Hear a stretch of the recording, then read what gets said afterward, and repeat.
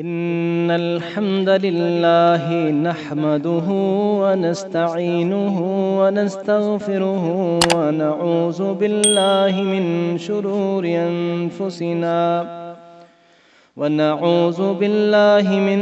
شرور أنفسنا ومن سيئات أعمالنا. من يهده الله فلا مضل له ومن يضلل فلا هادي له. وأشهد أن لا إله إلا الله وحده لا شريك له وأشهد أن محمدًا عبده ورسوله صلى الله عليه وسلم. أعوذ بالله من الشيطان الرجيم. بسم الله الرحمن الرحيم. يا أيها الذين آمنوا اتقوا الله حق تقاته ولا تموتن إلا وأنتم مسلمون. يا أيها الذين آمنوا اتقوا الله وقولوا قولا سديدا يصلح لكم أعمالكم ويغفر لكم ذنوبكم ومن يطع الله ورسوله فقد فاز فوزا عظيما. سب سے پہلی نصیحت تو یہی ہے، اے ایمان والو اپنے اللہ سے اس طرح ڈر جاؤ جس طرح اس سے ڈرنے کا حق ہے، اور تمہیں ہرگز موت نہ آئے مگر اس عالم میں موت آنی چاہیے کہ تم مسلمان ہو. مسلمانی کی حالت میں تمہیں موت آنی چاہیے. اور اے ایمان والو اپنے اللہ سے ڈرو اور ہمیشہ سیدھی سیدھی بات، سچ بات کیا کرو. جب تم یہ دو کام کرو گے، اللہ سے ڈرو گے اور اپنی زندگی میں سچ کو لازم پکڑو گے، تو اللہ تعالیٰ تمہارے سارے معاملات سیدھے فرما دیں گے اور تمہاری بخشش فرما دیں گے. اور جس نے اللہ اس کے رسول کی اطاعت کر لی اپنی زندگی میں، جس نے اللہ اور اس کے رسول کی اطاعت کر لی، وہ عظیم کامیابی پر سرفراز ہو گیا. أما بعد فإن خير الحديث كتاب الله وخير الهدي هدي محمد صلى الله عليه وسلم وخير الهدي هدي محمد صلى الله عليه وسلم وشر الأمور محدثاتها وكل محدثة بدعة وكل بدعة ضلالة وكل ضلالة في النار. أعوذ بالله من الشيطان الرجيم. بسم الله الرحمن الرحيم.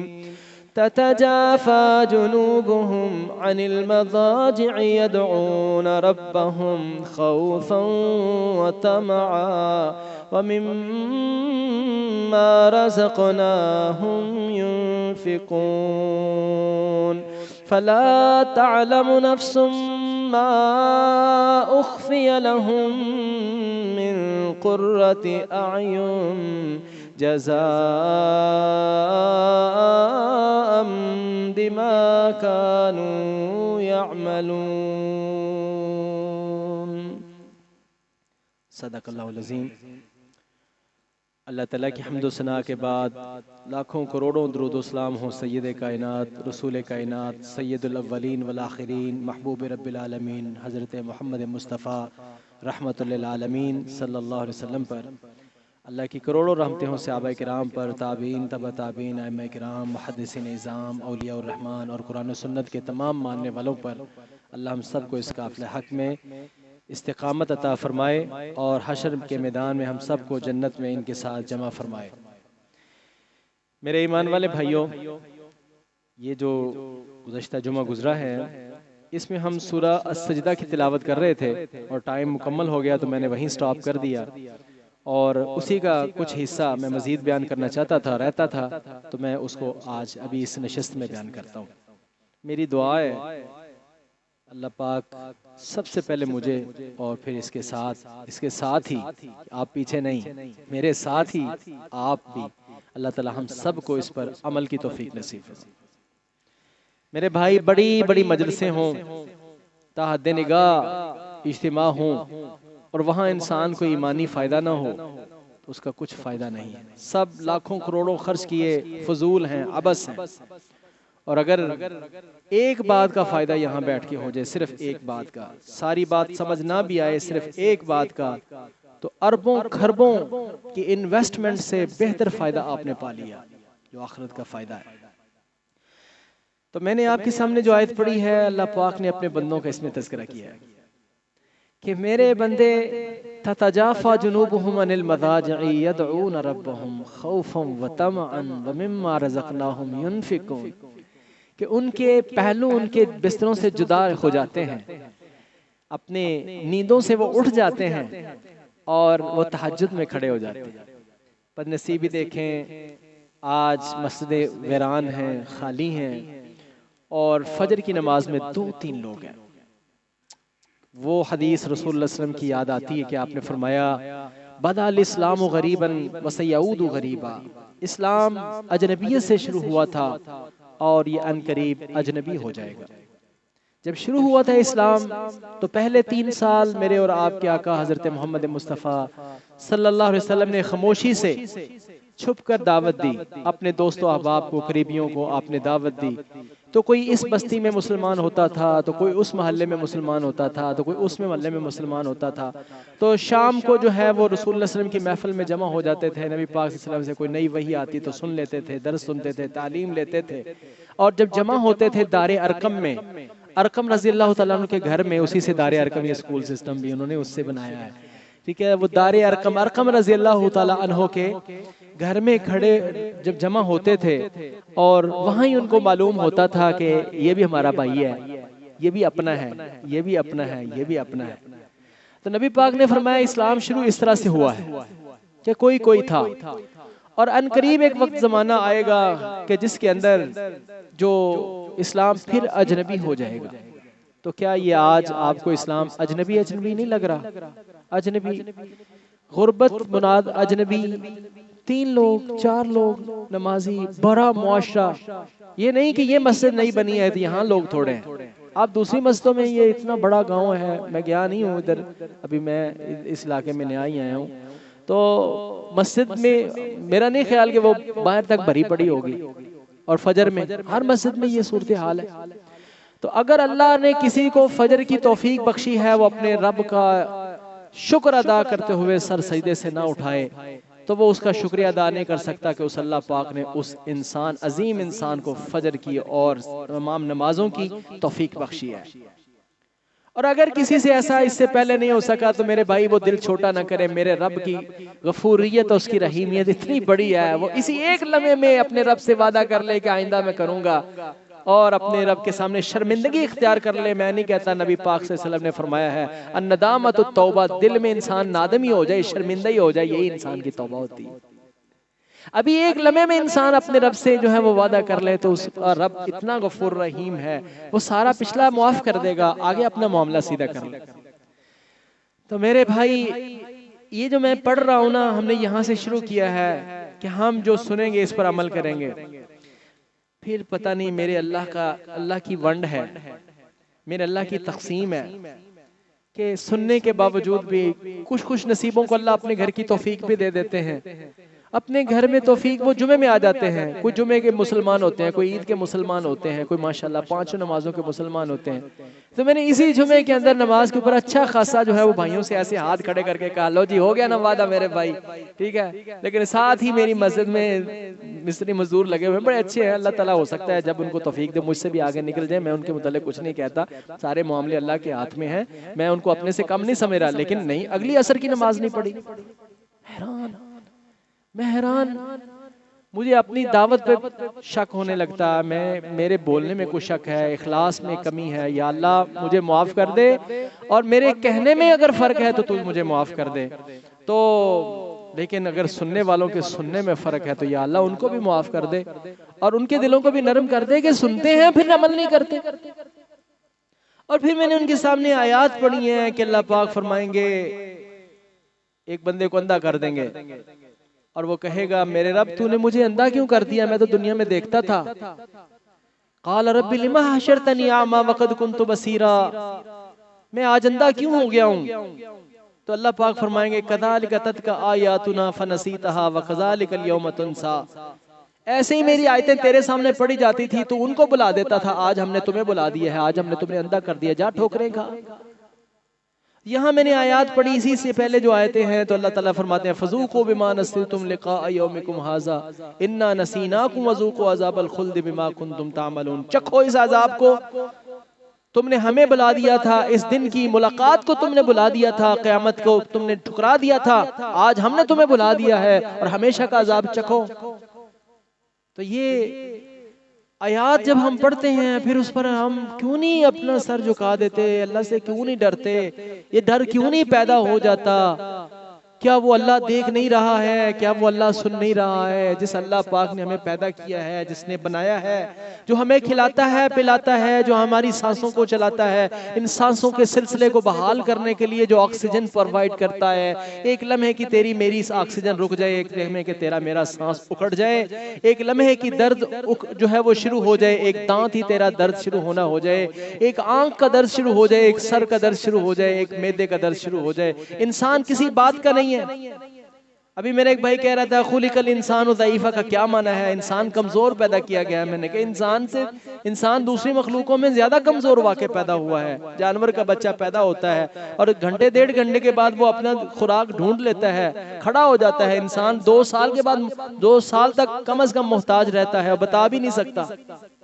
تو اس سے بڑا اور کمزور کیا ہے؟ انسان کمزور ہے، پھر اس کے باوجود جو ہے وہ اپنے رب سے ڈرتا نہیں ہے۔ کمزور اتنا ہے کہ اس کے ایک ایک جگہ پر کمزوری ہے، اور نڈر اور بے خوف اتنا ہو گیا ہے، دنیا کے اندر پھنس اتنا سا گیا ہے کہ اس کو اللہ کی آیات بھی اثر نہیں کر رہی، ان کے دل سخت ہو گئے۔ اللہ تعالیٰ فرماتے ہیں کالحجارۃ او اشد قسوہ، پتھر سے سخت ہو گئے۔ وَإِنَّ مِنَ الْحِجَارَةِ لَمَا يَتَفَجَّرُ مِنْهُ الْأَنْهَارُ، حالانکہ پتھر بھی ایسے ہیں کہ کچھ پتھر ایسے ہیں کہ وہ اپنے رب سے ڈر جاتے ہیں اور ان میں سے نہریں پھوٹ پڑتی ہیں۔ تم دیکھتے ہو کہ یہ نہریں ہیں، یہ چشمے ہیں، حالانکہ وہ اپنے رب سے ڈر کر روتے ہیں۔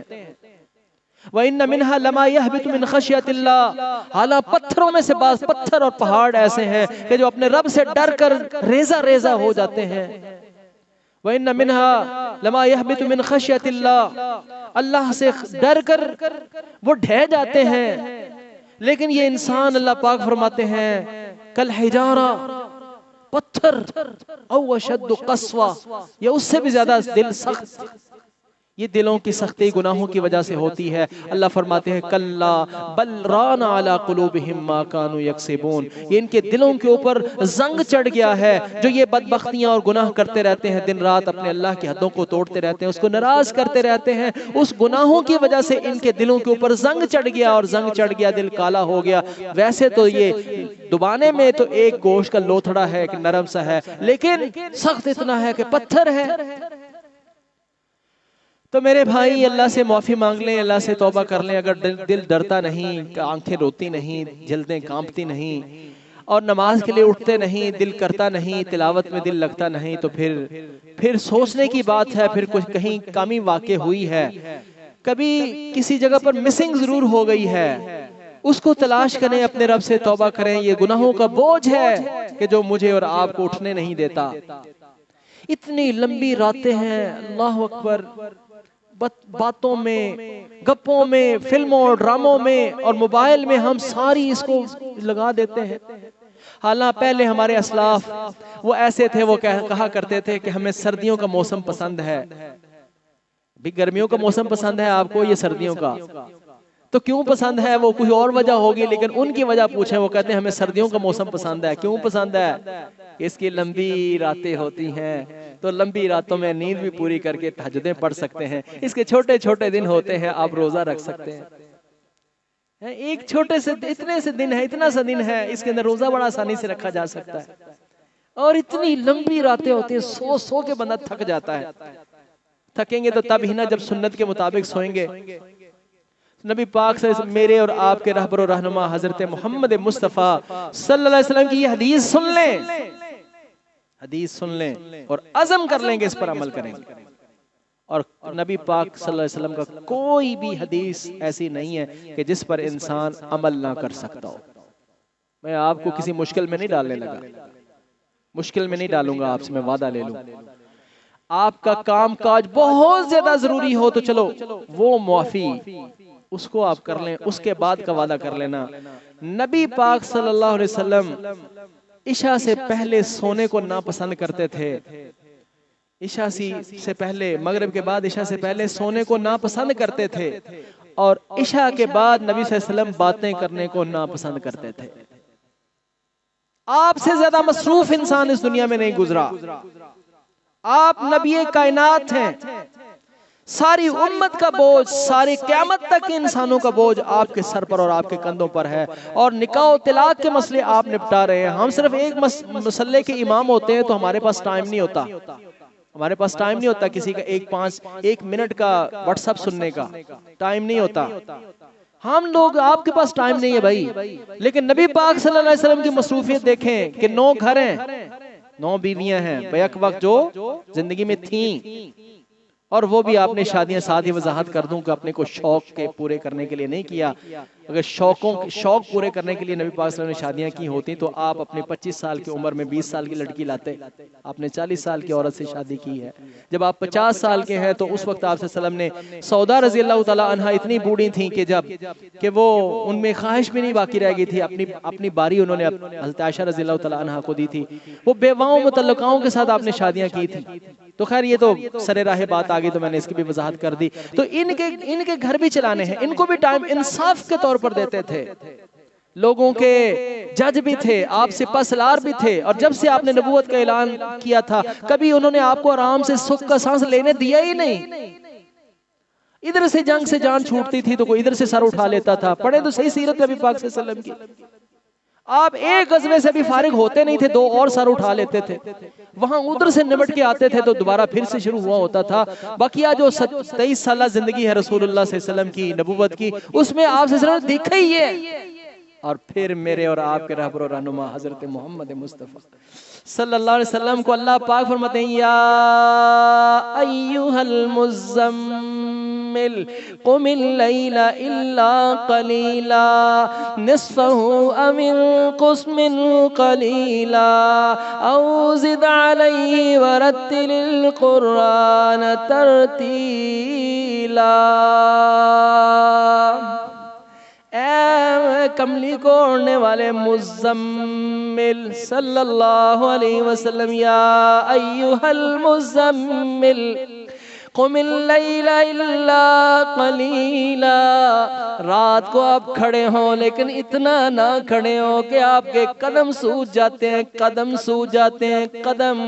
وہ شخصیت اور وہ ذات کے جن کی جان پر کوئی گناہ نہیں تھا، بخشے بخشوائے ہستی تھے، آپ کے قدم سو جاتے تھے تو اللہ مالک کائنات، خالق کائنات، اللہ خالق مالک خود فرما رہے ہیں، یا ایھا المزمل قم اللیل الا قلیلا، رات کو کھڑے ہوں لیکن تھوڑا تھوڑا تھوڑا، اتنا نہ کھڑے ہوا کریں۔ اللہ اپنی امت کو دکھایا کر کے اتنا کھڑے ہوتے تھے۔ میں نے حدیث پڑھی ہے صحیح مسلم میں، مسلم شریف میں میں نے حدیث پڑھی ہے رسول اللہ صلی اللہ علیہ وسلم کی کہ ایک رکعت میں رسول اللہ صلی اللہ علیہ وسلم نے 6 سپارے پڑھے، اور پھر اتنا لمبا رکوع کیا، رکوع کے بعد اتنی دیر تک آپ کھڑے رہے، سجدہ اتنا لمبا کیا، سجدے کے بعد رسول اللہ صلی اللہ علیہ وسلم دعائیں کرتے رہے، اگلا سجدہ اتنا لمبا کیا، لمبے لمبے سجدے اور لمبے لمبے قیام تھے، پھر قدم جو ہے وہ سوجتے ہیں، قدم ایسے ہی سوج جاتے ہیں۔ فرمایا، یا ایھا المزمل قم اللیل الا قلیلا، رات کو تھوڑے کھڑا ہوں، نصفہ آدھی رات کر لیں، او زد علی نصفہ او انقص منہ قلیلا، آدھی رات کر لیں یا آدھی رات کا بھی آدھا حصہ کر لیں، او زد علیہ، یا آدھی رات کے آدھے حصے سے کچھ زیادہ کر لیں۔ کتنا بن گیا؟ 1/3 ہو گیا، ثلث اللیل، ثلث اللیل، رات کا آخری تیسرا حصہ، یہ تہجد کا وقت ہے نا۔ نصفہ او انقص منہ قلیلا، آدھی رات کر لیں، اس کا مطلب میرے اور آپ کے پیر و مرشد حضرت محمد مصطفیٰ صلی اللہ علیہ وسلم آدھی رات سے بھی زیادہ قیام کرتے تھے، یہ قرآن کہہ رہا ہے نا۔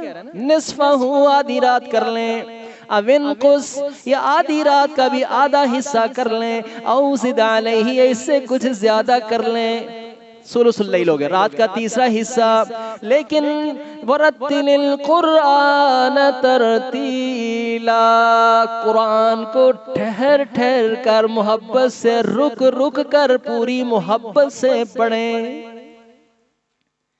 اب میرے بھائی این سنت سے ثابت ہے، ٹینشن لینے کی ضرورت نہیں، دلیل مجھ سے آپ نے لینی ہے، جب نبی پاک صلی اللہ علیہ وسلم کی سیرت طیبہ سے مسئلہ ثابت ہو جائے، معلوم ہو جائے، حق ہے، لوگوں کی باتوں میں نہ پڑا کریں، نہ ڈرا کریں، پریشان نہ ہوا کریں، دل کھول کے اس پر عمل کریں۔ نبی پاک صلی اللہ علیہ وسلم کے صحابہ جو ہیں وہ ہاتھ میں پکڑ کر بھی قرآن پڑھتے تھے، اور میں نے کل بھی اس مسئلے کی وضاحت کی ہے کہ بھائی جان جب تک آپ قرآن زیادہ نہیں نہ پڑھیں گے اپنی نماز میں تو آپ کو مزہ کوئی نہیں آنا۔ آپ تہجد 2-4 دن جو ہے وہ پڑھ بھی لیں، آپ پھر چھوڑ دیں گے، اب مزہ ہی نہیں آئے گا آپ کو۔ میں اللہ کا کلام میرے سامنے پڑا، اللہ کی قسم اٹھا کے کہتا ہوں، آپ ہاتھ میں پکڑ کرنا، چلو آپ حافظ نہیں ہیں تو سپارہ نہیں پڑھ سکتے تو آپ آدھا سپارہ کا آپ بنا لیں، آدھا سپارہ نہیں پڑھ سکتے آپ ایک پاؤ قرآن پاک نماز میں پڑھنے کی آپ روٹین بنا دیں، اور پھر تہجد میں پڑھ کے دیکھیں۔ میں اپنے رب پر ایمان اور یقین پر کہتا ہوں آپ تہجد نہیں چھوڑ سکتے، نہیں چھوڑ سکتے آپ، تو ایسے پڑھیں آپ، اس کو ہاتھ میں پکڑ لیں۔ حضرت زکوان رضی اللہ تعالیٰ عنہ حضرت عائشہ رضی اللہ تعالیٰ عنہ کے غلام تھے، اور وہ ان کو امامت کرواتے تھے اور ہاتھ میں مصحف پکڑ کر ان کو امامت کرواتے تھے۔ لیکن اگر آپ کو قرآن یاد ہے زبانی پڑھیں، تو یہ آیت سنیں، اللہ تعالیٰ نے کیا فرمایا، تَتَجَافَى جُنُوبُهُمْ عَنِ الْمَضَاجِعِ يَدْعُونَ رَبَّهُمْ خَوْفًا وَطَمَعًا وَمِمَّا رَزَقْنَاهُمْ يُنْفِقُونَ۔ میرے بندے وہ ہیں جن کے پہلو ان کے بستروں سے جدا ہو جاتے ہیں، جن کے پہلو ان کے بستروں سے جدا ہو جاتے ہیں اور وہ میرے سامنے کھڑے ہو جاتے ہیں، مجھے پکارتے ہیں، خوفا و طمعا، ڈر بھی رہے ہوتے ہیں، میرے عذاب سے ڈر بھی رہے ہوتے ہیں، میری ناراضگی سے وہ ڈر بھی رہے ہوتے ہیں، ساتھ و طمعا، میری جنت کی وہ طمع بھی رکھتے ہیں، میری رضا اور خوشنودی کی وہ طمع رکھتے ہیں۔ یہ خوف اور طمع کی درمیان ہو کر وہ مجھے پکارتے رہتے ہیں۔ وَمِمَّا رَزَقْنَاهُمْ ينفقون، اور جو ہم نے ان کو دیا ہے اس میں وہ خرچ بھی کرتے ہیں۔ ایک درس ہو گیا بھائی جان، بس یہی کوشش ہے، یہ لہلہا کے پڑھنا کسی طریقے سے کہ میرے اور آپ کے دل کو بات کوئی لگ جائے، کوئی لگ جائے۔ اللہ اے اللہ دلوں کو تو بدلنے والا ہے میرے اللہ۔ نبی پاک صلی اللہ علیہ وسلم جو ہے وہ یہ دعا پڑھتے تھے، یا مقلب القلوب، یا مقلب القلوب، اے دلوں کو پھیرنے والے، ثبت قلبی علی دینک وعلی طاعتک، اے میرے اللہ دلوں کو پھیرنے والے تو میرے دل کو اپنی اطاعت پر اور اپنے دین کے اوپر جما دے، میرے دل کو اپنے دین کے اوپر لگا دے، اے میرے اللہ ہمیں اس بات کی توفیق نصیب فرما دے۔ اچھا جی، میں نے اب سے طے کیا ہے، مجھ سے ہمیشہ ہو جاتا ہے کہ ٹائم کچھ بڑھ جاتا ہے، میں نے الارم لگا لیا، اب آئندہ سے میں جمعے میں بھی الارم لگاؤں گا، 25 منٹ ہو گئے ہیں، ابھی 26 منٹ الارم بج گیا ہے تو بات ختم ہو گئی ہے میرے بھائی۔ ہم اس کو یہاں ہی وائنڈ اپ کرتے ہیں، تو اس عزم کے ساتھ اٹھتے ہیں جو ہم نے ابھی تک جتنا سن لیا، تھوڑا اتنا سا سن لیا نا، اتنا سا سن لیا، اس پر ہم عمل کریں گے۔ لو جی آج ہمت کر کے نا میرے بھائیو، آج ہمت کر کے آپ نے تہجد کے لیے اٹھنا ہے۔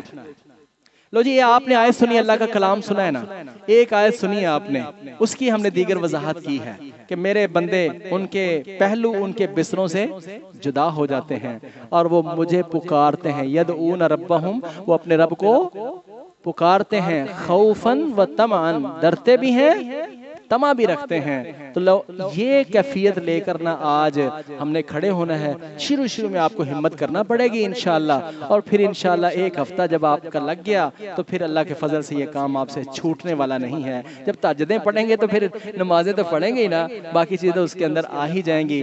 میرے اللہ ہم سب کو اس کی توفیق نصیب فرما۔ اے میرے اللہ جب ہمیں تو فوت فرمائے تو اسی حالت پر فوت فرما کہ ہم یا کسی رکوع میں ہوں یا کسی سجدے میں ہوں یا تیرے ذکر و اذکار میں ہوں، تیرے سامنے بیٹھے ہوں، ایمان کی بہترین حالت پر میرے اللہ ہم سب کو موت نصیب فرما۔ وآخر دعوانا ان الحمدللہ رب العالمین۔